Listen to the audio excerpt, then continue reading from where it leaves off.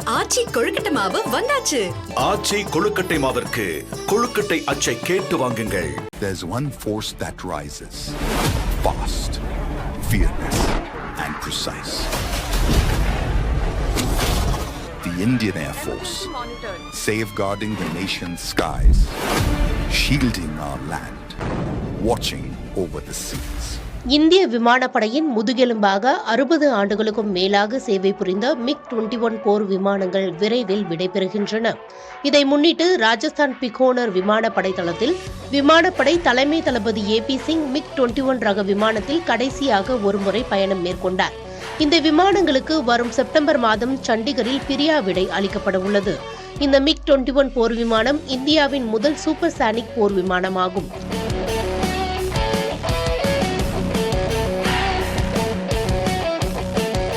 1963ஆம் ஆண்டு இந்திய விமானப்படையில் இணைக்கப்பட்ட இந்த MiG-21 விமானங்கள் 1971 இந்திய பாகிஸ்தான் இடையிலான போர் மற்றும் கார்கில் போர் உள்ளிட்ட போர்களில் முக்கிய பங்காற்றியுள்ளன.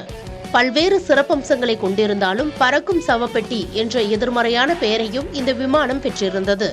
இதுவரை 300க்கும் மேற்பட்ட MiG-21 விமானங்கள் விபத்துக்குள்ளாகி இருக்கும் நிலையில் இவற்றில் பல விமானிகள் உயிரிழந்துள்ளது குறிப்பிடத்தக்கது. ஆச்சி கொழுக்கட்டை மாவு வந்தாச்சு. ஆச்சி கொழுக்கட்டை மாவிற்கு கொழுக்கட்டை அச்சை கேட்டு வாங்குங்கள்.